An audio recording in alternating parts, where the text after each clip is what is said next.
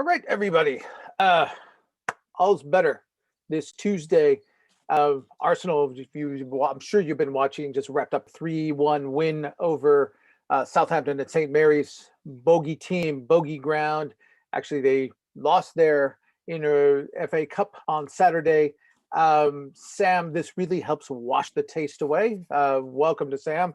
Hope to have Rain joining us clearly. Welcome to all of you out watching in the interwebs. Welcome to the latest edition of Daily Gooner podcast here on the Sports Talk Light Network. I'm Raphael. Let me throw it right back to Sam again. Kind of a little sloppy at the beginning, but Arsenal today much better, certainly in terms of energy from the get.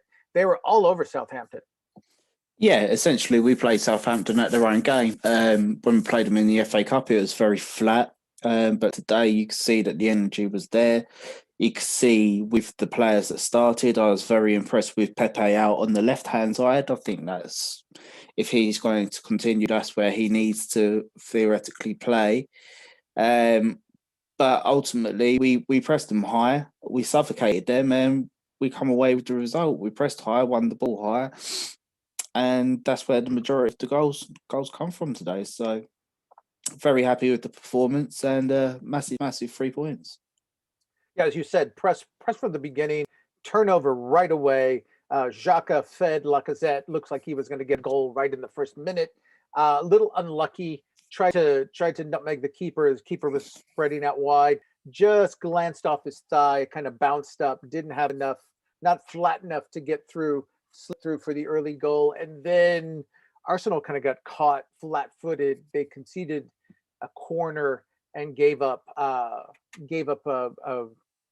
goal off the free kick, off the corner kick. Nobody marking the Southampton man. It was a little puzzling. Yeah.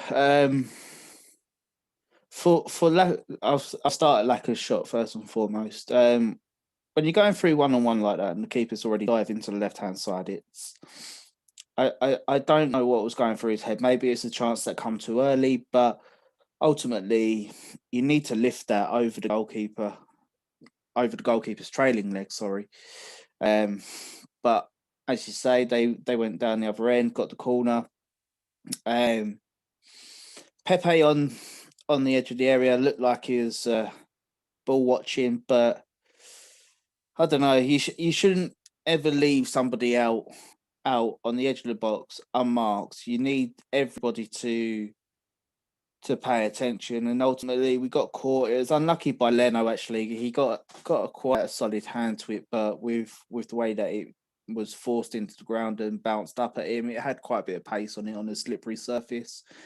But ultimately it's one of them ones. It can either define a game, and I think what was lucky for us that it come really early, because it gives you the majority of the game to bounce back. And it only took them 5 minutes to equalize. Again, with the press, forced a turnover on the right side. Saka kind of across the box. I don't recall if it was Smith Rowe or Xhaka, again, driving forward, feeding Pepe on the left side of the box. This time, where Pepe was responsible for ball watching, he was on this, kind of held a defender off of him. Defender didn't want to push him because he would risk the penalty. And in this case, as you said, Pepe crossed the keeper up and lifted it up, and easy goal. 5 minutes later, everything is square. Yeah. Again, I'm really impressed with the goal there and the press, because they gave it away to Saka, into Thomas, across to Granit Xhaka. Xhaka then slides it into Pepe, and Pepe, you've got to give it to him. He held his run very well.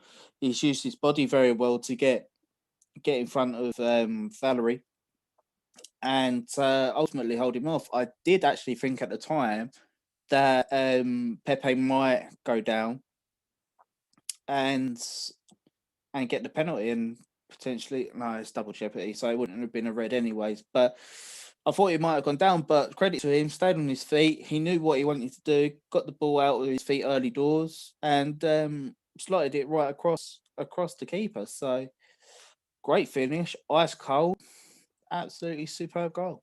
Has to do a lot for his confidence. And before we go on, we pick up the narrative of the match. Let's talk a little bit about Nico Pepe. with Saka having another good game and having an extraordinary run on the right. We're starting to look at Pepe. He's not getting time. Willian has been ahead of him. A lot of questions. Does this guy have a future?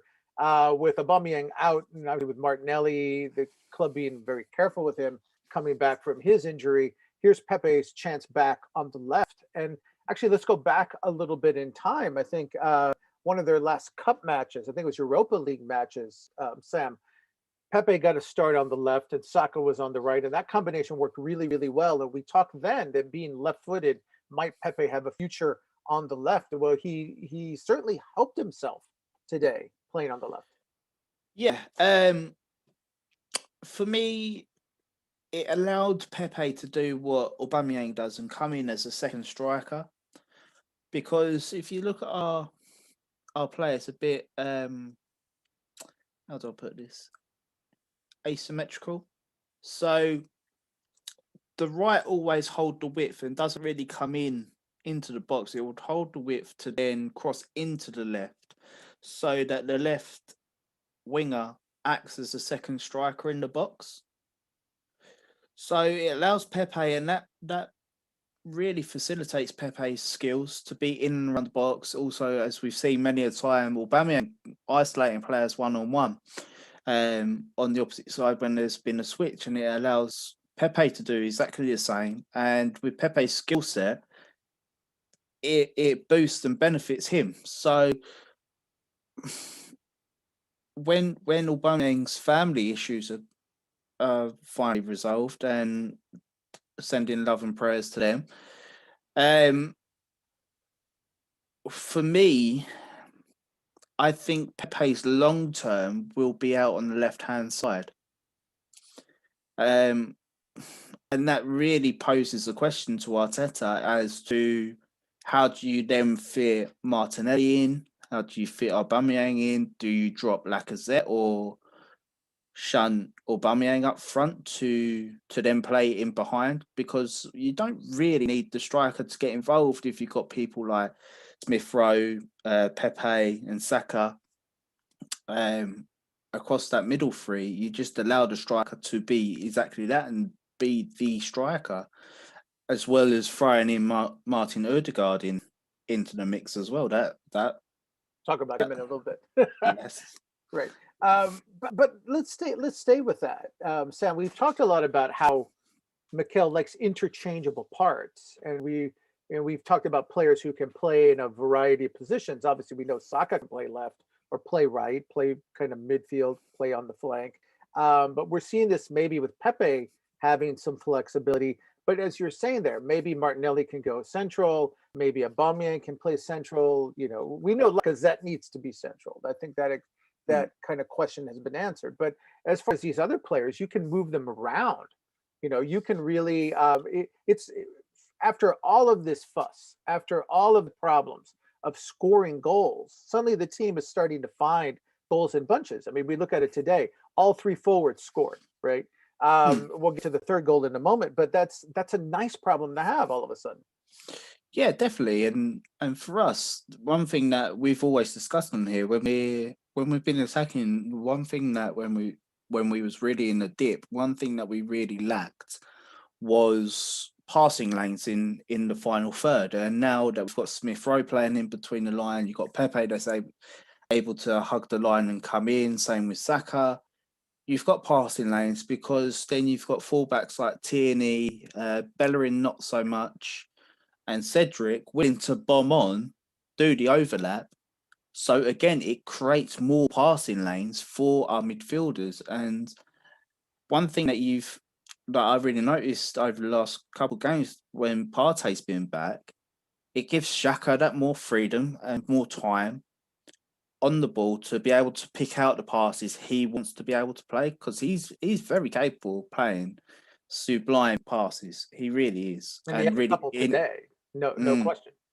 And really, really intricate passes as well.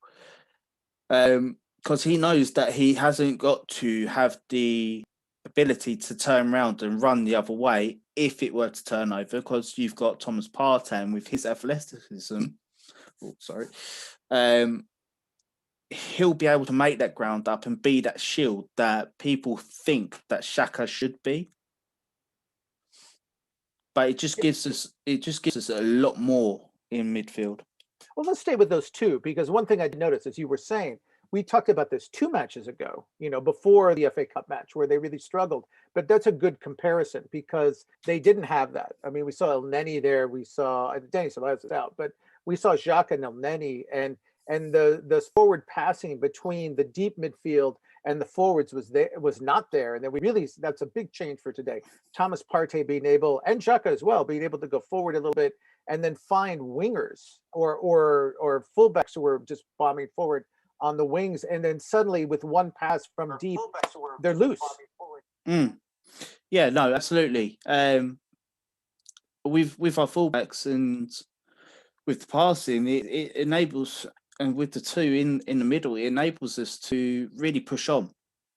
Because if you look at the FA Cup game against Southampton, our fullbacks didn't really push on, and that's primarily due to the two in the middle, which I believe was El Neni and Xhaka that game, because they knew instantly if they were to push on, we haven't got that athleticism to come backwards. And unfortunately, with El Neni, his passing is really limited to sideways and backwards.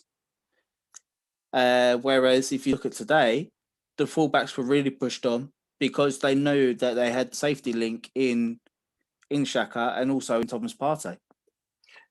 Big change there, as you were saying, with the fullbacks kind of sitting back. They were inviting Southampton's press on the weekend, not today. Obviously, it's very different. But Southampton really took advantage of that and pinned Arsenal and really forced the turnover. That came from the own goal, came really from their pressure. It was a byproduct of that. They were troubling Arsenal the whole half, turning over the ball, not being able to get out of their half. Today, very different story. As you said, a lot of confidence, a lot of solidity in the center of the park. So not worried about it. And off they go. And it was the opposite. Arsenal had them pinned.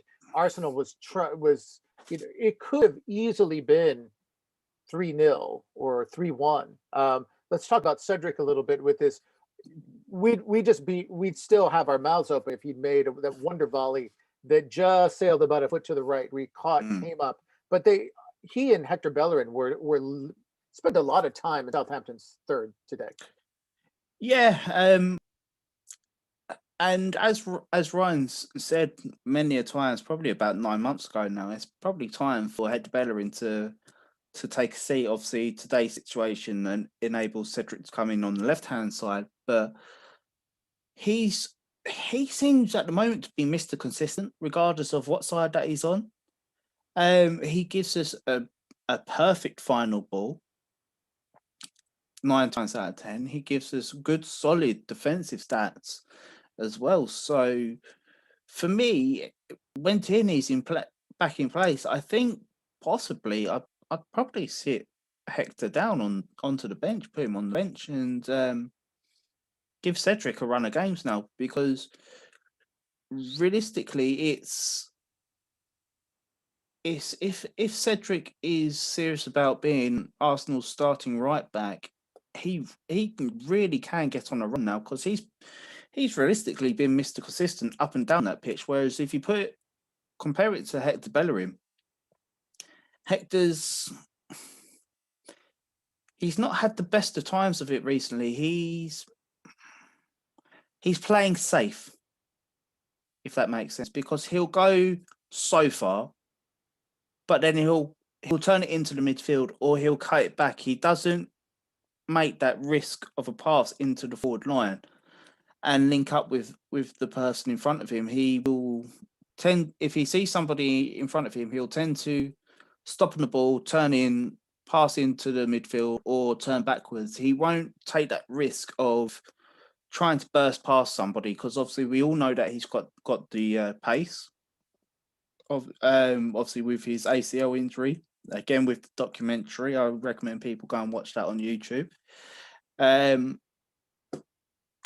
It also happened with Theo Walcott when he had his injuries. We all know the pace that Walcott possessed. We all knew that he could push it past somebody and burst past them. After the injury, neither Walcott or Hector is doing it. And for me, that is a real worry, because if he's not going to utilise one of his major strengths, then it really hampers the attacking play sometimes. So, as I say, so for me, I think Cedric is primed and ready to have running the game, running the team. Sorry. I'm going to ask you to, but let's stay with that. It's Cedric. I want to ask you to size up something, because when we were talking about the lack of cohesion on the right side between Hector and Pepe as being one of the reasons Pepe really couldn't combine. And we talked about this last week, that both players like to go inside, so they don't complement each other. There was nobody on the right side to overlap. Today, we saw, we thought, and a lot of people wondered, maybe Cedric would be better playing with Nico Pepe. And we wondered, hey, maybe Arteta could rotate the two of them together. Well, by happenstance today, because of injury more than anything else, and Abba's family issues, they were both on the left side, and you saw that there was that perfect mesh. Pepe likes to come inside, even when he's, or regardless of what side he's in, and Cedric with lots of wonderful overlaps. Yeah, you can really tell the synergy between the two of them, and it's something that I think that's been worked on a lot in training, that Pepe and Cedric work well together. When Cedric has started behind Pepe on the right hand side, you can see they're in sync with each other, because Cedric will always bomb on and make overlap, where Pepe will then turn in. But for me, on the left hand side, if we can get that synergy between Pepe and Tierney, I think that will be in for a real joy there, like Saka and Martinelli of last season. I think if Tierney and Pepe can do it, Pepe will tend to drift into that second striker role, and with Tierney bombing on the outside, it will always work. So it'll be interesting to see moving forward the dynamic of Pepe, and see where he fits into the team. All right, I want to welcome belated but beloved Ryan has joined us. Welcome, Ryan. Good result. I imagine to give her that cap, as we all are, and I'm going to have mine as soon as we go off the air. But I'm going to bring you right in. We've been talking about Pepe on the left. We've been talking about Cedric, regardless of where he might have play. But let's go to the right. We were taking the narrative, and then we kind of sidetracked to do a little mid-game analysis. But it was 1-1. And then Arsenal, very quick goal off a goal kick. It was Leno, I believe it was Xhaka, to punch it to Lacazette. And he found Bukayo Saka, just this kind of ping pong, bing, bang, boom. Saka finds the keeper for some reason, and we welcome it. Coming out, rushing out, rounds him. No trouble, no fuss. Suddenly Arsenal's ahead. Yeah, for you, Ryan. It was... yeah, my connection is unstable. It was a very, very well-worked team goal between those players that you mentioned. It was a very composed and calm finish by Saka, is on his weaker side as well. And he's just growing into every game. Like, he's growing every week, and he's starting to look like the player we all thought he would in the pre-season, coming into Emery's second year. So, all positive tonight, I think. But let's stay with him, as we were saying. I mean, there was a little bit of luck involved. He got a kind of a gift, but as a whole, his game was very strong. He kept setting him up. They kept giving him the ball. He kept making himself available. So he scored that goal, but he was also the factor. The two guys we've singled out, Cedric with a wonderful reverse pass. Everything was working up the left about the 60th, 65th minute. Reverses to Saka, who catches the ball on the volley, one touch, just boom, pings it across. And Lacazette, who maybe should have scored in the first minute, finishes it off with again another one touch off his left foot, of his weaker foot. Saka makes things happen every week, multiple times. Yeah, and what Saka's doing now is he's putting numbers on the board. So the more numbers he's getting, the more people are paying attention. And as I said, he's growing every week, and he's slowly becoming possibly our most important player. Well, which gets us to the midfield. The guy we haven't talked about yet, Emile Smith-Rowe. Again, another solid game, as you said, not from a numbers perspective, but you can see the difference he makes in bringing the back lines and the front lines together, helping cohesion, building the attack. We're 20 minutes in, and it's time. I mean, let's talk a little bit about Smith-Rowe. He limped off. It doesn't look like it was a serious injury. It looks more like a precautionary measure. He kind of went down. Physio looked at him. I think Mikel thought, we've got United coming to the Emirates on the weekend. I'm not going to take any chances with him. About 70 minutes in, brings him off. We assume we'll have cover for him going forward. Let's talk about Martin Odegaard. And I'm gonna bring it back, keep it with you here, Ryan, since you're joining us a bit late. But I didn't see. I've been busy all day. Whether he was officially announced, but it's for all practical purposes, he's an Arsenal player now, at least to the end of this campaign. Yeah, I just want to touch on Smith-Rowe quickly.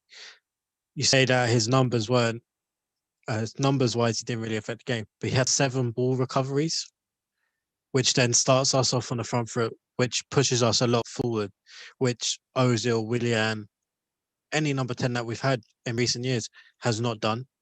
And That's that true. when we win the ball high up the pitch, we're a menace. He wins the ball up high up the pitch. Saka's already gone. Pepe's gone. Lacazette's gone, and we're three against 3 straight away. So 7 ball recoveries for him and Pepe, by the way, which is big numbers for forward players. But going to Martin Odegaard, yeah, probably announced tomorrow. That I don't think they would have announced him today just to take the shine away from the game and keep the players focused on that.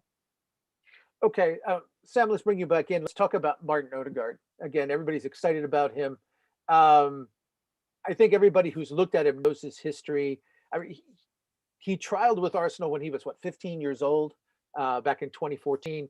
As with many players who go to Real, many young players, if you're not, say, Kylian Mbappe level, or you don't come in as say, a player like Ronaldo, Cristiano Ronaldo, when he came from United, I mean, you're going to struggle to get playing time in that pecking order. He certainly did, but I think that's led to a lot of people to dismiss his potential. It's that he still has potential and what he could bring to Arsenal. What does he? What are you looking for in this half season from Martin Odegaard? What could we see? How good could he be? Let's put it that way. Let's frame it that way. To be perfectly honest with you, he can be very good if he hits the ground running and adapts to the league, which I've got no doubt that he will. Because the one thing that he's really developed over his loan period at Real Sociedad was his defensive responsibilities in an advanced position. So he's able to do the ball recoveries like Smith-Rowe. He's able to make the chance creation. I think at Real Sociedad, he was first in the majority of the attacking stats in terms of passes into the final third, passes completed, and there's another through balls into the final third, I think. Yeah. So his quality in terms of being an attacking midfielder, I can't be questioned. He really could be a Bruno Fernandes type signing in terms of catapulting his team into another level. If he's able to strike up that partnership with Lacazette, with Aubameyang, and pick out their runs early, we will really have a top draw player on our hands. And to be perfectly honest with you, me and Ryan have been speaking about this for the last couple of days in regards to, come the end of the season, he's got 1 year left at Real Madrid. You anticipated my next question. Run with it. Go ahead. Sorry about that. No, that's perfect. I don't need to jump in. But I think a lot of fans are wondering about that. If things work out, if he takes, and it goes both ways. If he takes a liking to Arsenal and he's got 1 year left on his contract, might that give Mikel a little bit more and do a little bit more leverage to work him over? Let's play with that fantasy a little bit.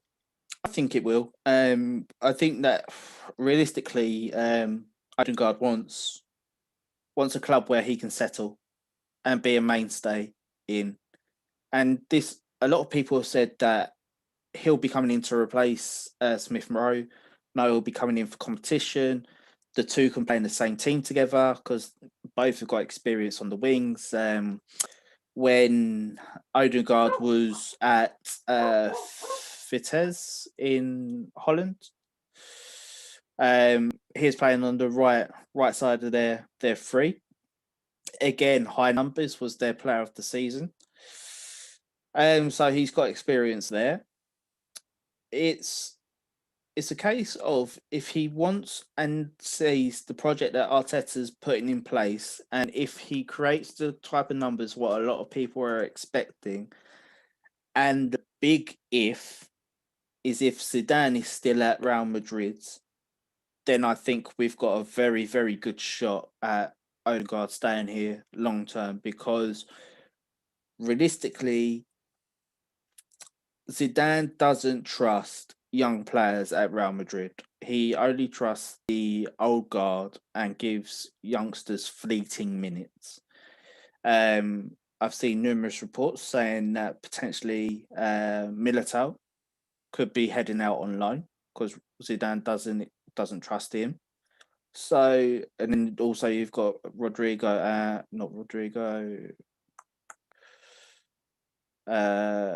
Vinicius Jr.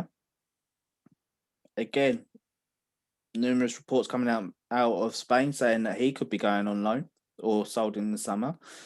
So I think that, as I say, if Odegaard sees the project, if Arsenal see an opportunity to maybe bag him, say, around 20 to 30 million, I expect to see him here long term.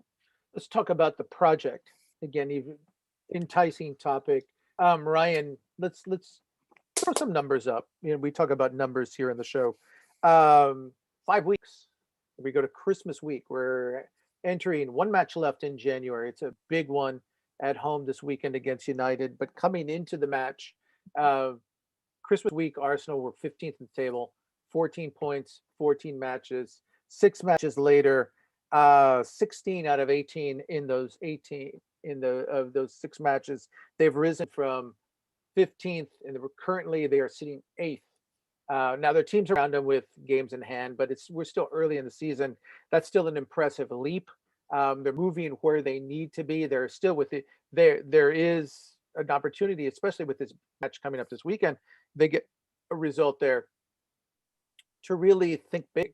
I mean, we can't rule out anything with this club, certainly not at this point.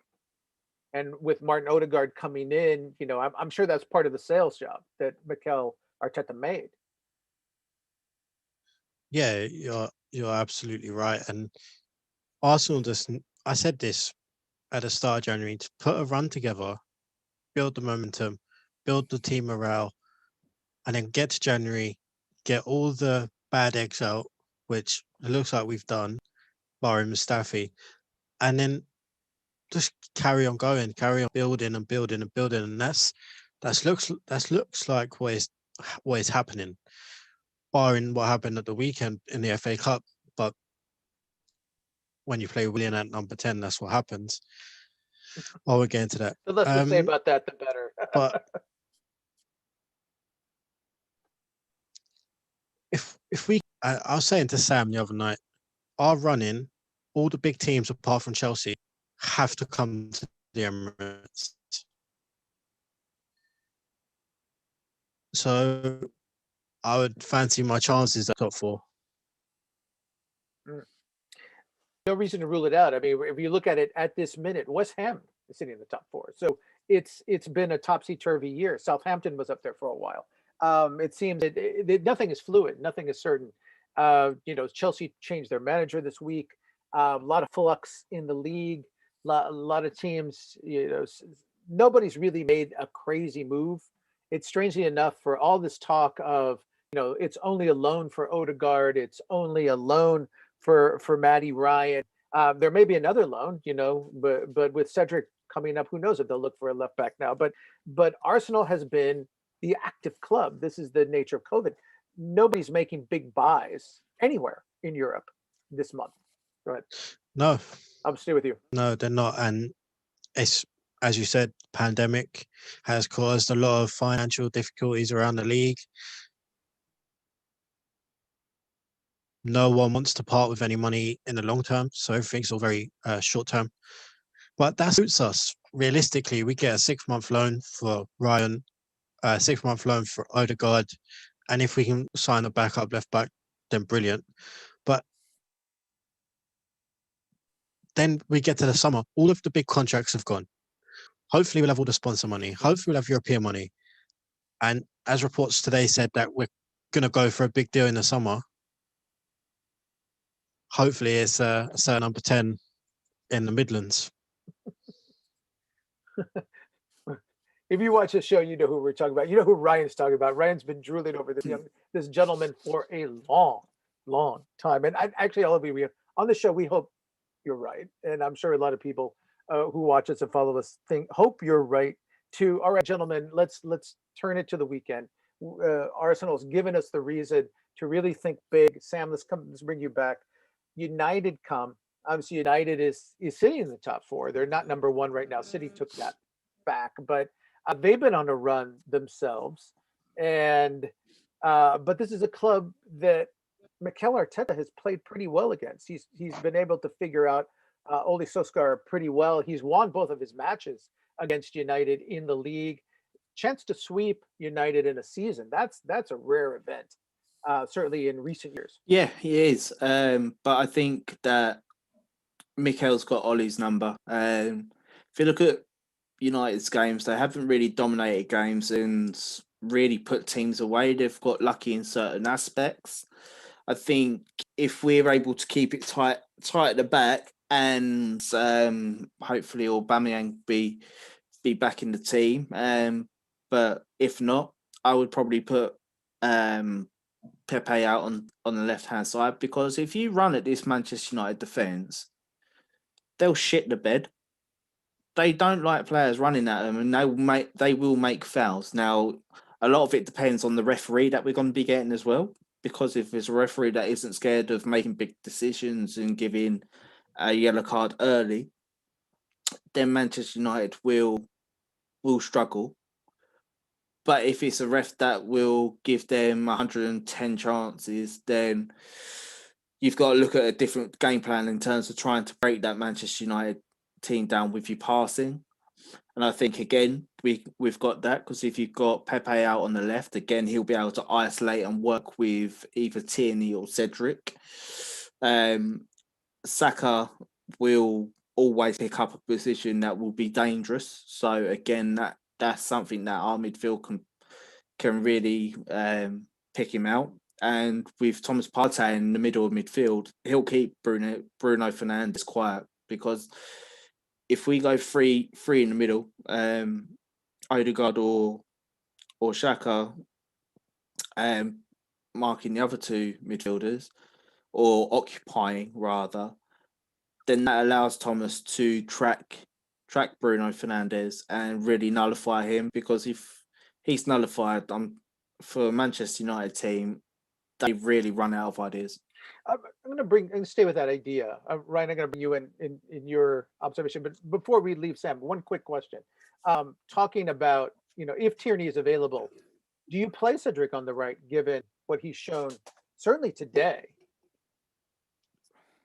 Yeah, I don't think he should be dropped at all. I've been banging the Cedric drum for about, since he signed. I said he's the far superior right back in the final third defensively, and he's proven it now. He's done it at right back. He's done it at left back. He's proven to be very reliable. And what I saw from Hector Bellerin tonight, and I'm a massive Hector fan, and I love the guy to pieces, but he gets done so easily in 1v1s. But you don't really see that with Cedric. He's very calm, composed. If you're going to beat me, you're going to have to do your absolute best, kind of. And with Bellerin, it's just too easy. And if Tierney's back, then him and Cedric down on either side, backing up Pepe and Saka, I'm imagining it already, and I just want Saturday to hurry up. All right, I'm going to stay with one thing though. Sam brought up a very interesting point about how you use Thomas Partey, because Thomas Partey was available in that 1-0 win at Old Trafford, and he started with Xhaka in the midfield. He was part of that too. And what I remember that day, I actually think it was a 3-4-3. He was with Denny actually that day. But what his role that evening was, he found Paul Pogba and just nullified him. He didn't let Pogba touch the ball at all in that first half. Frustrated him. He was having to retreat into his own third in the second half just to get a pass. Looking at the way they play, if you're in the 4-2-3-1, very different, but he's still in the midfield position. Is your objective, as Sam pointed out, maybe to say, okay, this time let's take Fernandes out? What do you do with Thomas Partey? How do you use Thomas Partey to its maximum to nullify what United wants to do? I would say to Thomas Partey, Thomas, go and do what you want to do, because he knows best who the most dangerous player is on the pitch. And that's his best trait for me, is he will nullify the opposition's best player, whether that's Pogba, Martial, Rashford. He will man mark them and just dominate them the whole game. And I saw it for Atletico against Arsenal. He absolutely shut down, what's his name, Mesut Ozil, in the game where we drew 1-1 at the when we drew 1-1 at the Emirates. So just tell him, do what you think is best. Play your game. Don't worry about what they're going to do. Play our game, and we'll absolutely batter them. All right, we're late night for you guys over there, so let's wind this down. I mean, maybe we'll talk more later in the week, but let's start with predictions. We'll just kind of go around. I'm going to start off because, again, I'm confident with you guys. I thought this club matched up really well against United even before they made the formation change, before Smith Rowe came up. But now with Saka and Smith Rowe, and now with Pepe and Cedric, other people kind of coming up, I think I'm a lot more bullish. And then obviously being at the Emirates, and I think United are due a dip.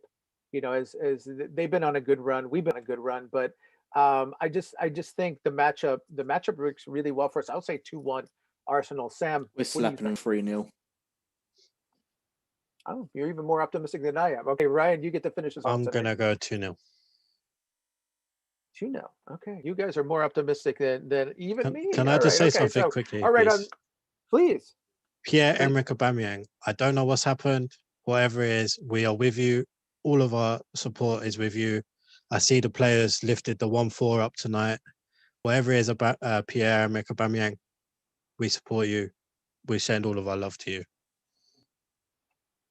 We can only second what Ryan has to say. All right, and on that note, we'll sign off here. Thank you again for joining us on the Daily Gooner podcast. You can follow us on YouTube, obviously, or you watch the live stream. You can find us on YouTube. You can listen to us on other social media channels if you want to do audio only. But again, we thank you. Follow us on Twitter. Subscribe to our channel. We also have a Daily Gooner YouTube channel, and we encourage you to subscribe to that channel as well. All right, it's been a happy evening. Arsenal rise up the table. Arsenal into the top 10, where they belong. And on that note, for Ryan, for Sam, I'm Raphael. Good night.